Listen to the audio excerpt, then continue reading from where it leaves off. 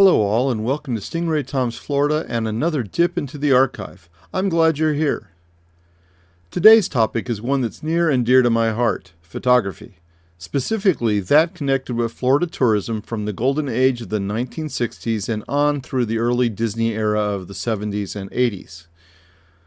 Many people, even those who are old enough to visit Florida attractions back then, are not likely to remember the plastic sleeves of 35mm slides that typically hung on some sort of rack in nearly every attraction's gift shop. Often located near the postcard racks, they were visible, but unless you were in a family that took your own slides, they were unlikely to gain much notice. These were the Pana-Vue slides. While there were other companies that made souvenir slides, many of them were local companies, and it was far more common for an attraction to have a contract with Pana-Vue itself. So let's go back in time to look at the history of the Pana-Vue slide. Throughout the video, I'm showing scans of actual slides that are in Stingray Tom's archive. There's currently over 1,000 from some 30 different attractions, including cityscapes, theme parks, aquariums, small towns, and national monuments. So enjoy the slideshow. Wow, that's something I haven't said for 25 years. Pana-Vue souvenir slides are similar to the common 35mm slide format, but instead of a 3:2 ratio for the image, they were typically square, allowing them to offer a larger image. This meant that they weren't actually printed on 35mm film transparencies, but on 40mm squares that end up being about 38mm square in the unique frame. It's surprising, but it ends up being nearly 3 times the area of a regular 35mm slide, which in turn can provide a better quality image. They came packaged in strips of 5 slides typically, and most attractions had more than one different set. The larger the attraction, the more sets. Not surprisingly, the Walt Disney World Resort had the most, but Pana-Vue really hit its stride with the opening of Disney World. Sawyer's Incorporated of Portland, Oregon, was the originator of Pana-Vue slides, though they weren't the company's most famous product. Sawyer's also developed the iconic 3D ViewMaster reels and viewers, which were also a fixture in Florida's gift shops. Sawyer's was founded in 1914 by Carlton Sawyer and A.R. Specht. They introduced the ViewMaster at the 1939 New York World's Fair, where it caused a sensation, like many of the technological advances that were on display there. In the late 50s, they also began producing these Pana-Vue scenic slide sets, along with slide projectors. It was an interesting sideline, and it was a perfect fit for Florida attractions. The bright film colors that were developed after World War II complemented the tropical and subtropical splendor of Florida's native and exotic animals, as well as the dramatic architecture being developed around the state. While ViewMaster titles were created with visitors of all age in mind, they were usually more popular with kids. In general, they were considered more of a toy. On the other hand, while Pana-Vue slides featured many of the same scenes, they were almost entirely purchased by shutterbugs, who spiced up their family slideshows with these professional photos. This was almost entirely the domain of men who shot with 35mm slide film in their single-lens reflex cameras, most commonly abbreviated SLR. This was true enough in my family. My dad shot both printed photos, primarily from this twin-lens reflex Yashica, and took Super 8 movies. Consequently, he never bought any Pana-Vue slides. But when I got my first grown-up camera, it was a 35mm, and I shot mostly slides. Of course, instead of buying Pana-Vues, I sometimes used them as a reference on what to photograph and how to photograph. When it comes to slides in general, once the photos get developed, the 35mm positive transparencies are placed in 2-inch square cardboard mounts. The discrepancy between metric and standard measurements can be explained pretty easily. The development of many film types occurred in Europe. In fact, it was Oskar Barnack who developed the first 35mm format for the first Leica camera in 1924.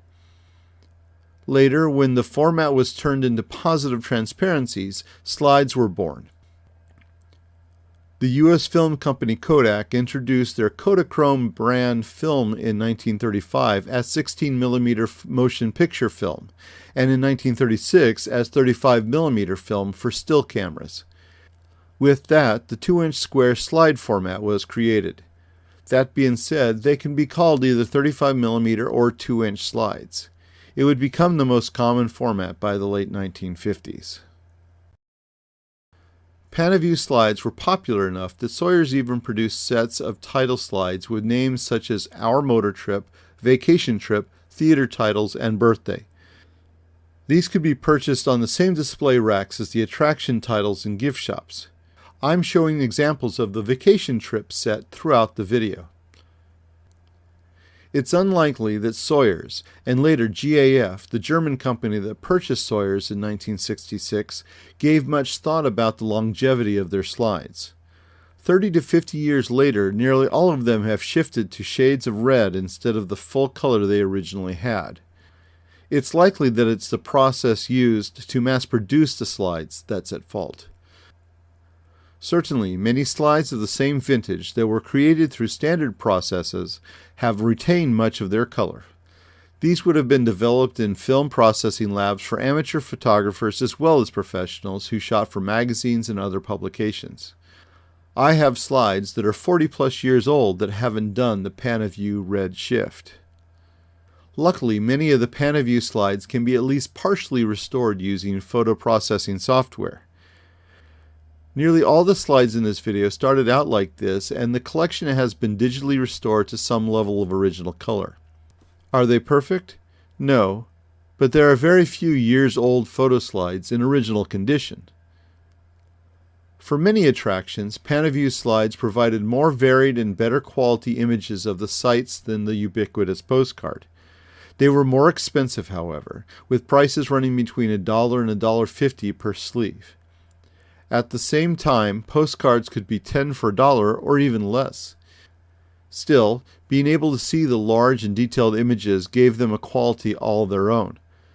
Certainly nothing could compare to photos that an entire family could enjoy, projected on a 5-foot square screen in their den. Each slide had a title as well as a unique number. However, the slides didn't come with any descriptions. Most of the time, each set of slides was made up of 5 unique photos, though this wasn't always the case. For example, the Prince of Peace Memorial at Silver Springs has several sets that are only 3 slides in size. The cardstock square that accompanied each strip listed the attraction's name, the theme of the slides, the identification number, and often the price. Rarely was there a date on it. This makes them difficult to accurately date.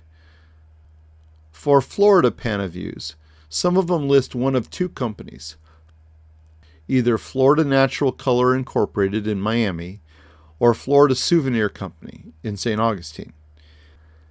These were intermediary companies that worked between Pana-Vue's owner, GAF, and the various attractions. The cardstock square was attached to the sleeve with a staple and had a hole punched through the center so the strip could be hung on the Pana-Vue rack, often along with ViewMasters. The development of consumer video cameras in the 80s began the process of ending the popularity of slides in general and Pana-Vue slides specifically. Certainly the rise of digital cameras in the 90s heralded the inevitable move away from film for the average tourist. Today, everyone in the family documents their vacation on their own phone with a camera for both pictures and videos. Not only are Pana-Vue slides long gone, most attractions no longer produce picture books, and even postcards are very limited in variety. Still, for the historian, postcards, picture books, and slides are fascinating glimpses of the attractions. While they are biased in that they only show the images that an attraction wanted the public to see, they are still invaluable tools that help preserve Florida's tourism past. Thanks once again for watching another of my videos. Don't forget to like, subscribe, and hit that notification bell so you can be notified when I post the next Stingray Tom video. Stingray Tom's Florida, traveling through time around the Sunshine State.